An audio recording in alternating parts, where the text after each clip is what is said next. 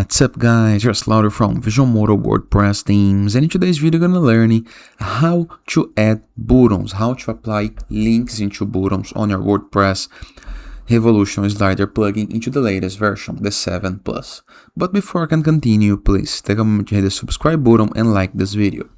After this, go to your WordPress dashboard. To access dashboard, in the browser address bar, enter your domain plus wp-admin, enter with login credentials, and after, review the left sidebar of menus on your dashboard.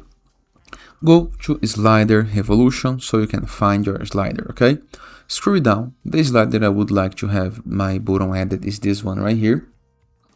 I'm gonna click into this pencil icon and wait while the slider loads. Now here is a button, but the button does nothing. There's no link on it. How to fix it? Review the upper right corner of a screen. We have right here the layout, the animations, and the effects tab. Right here on the effects, we can add a new action to the button. So click on the button and go to the actions.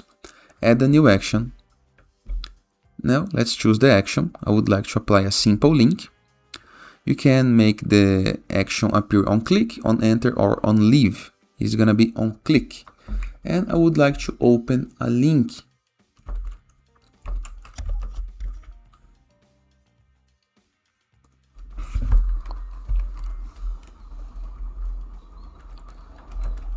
Let me go to visualmodo.com, copy the link, place it right here.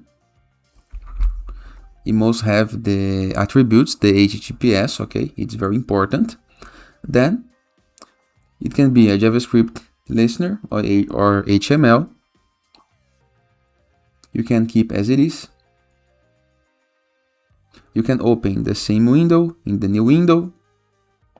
It can be do follow or no follow. And there is some timing options in the case that you want to change the timing of your button, okay?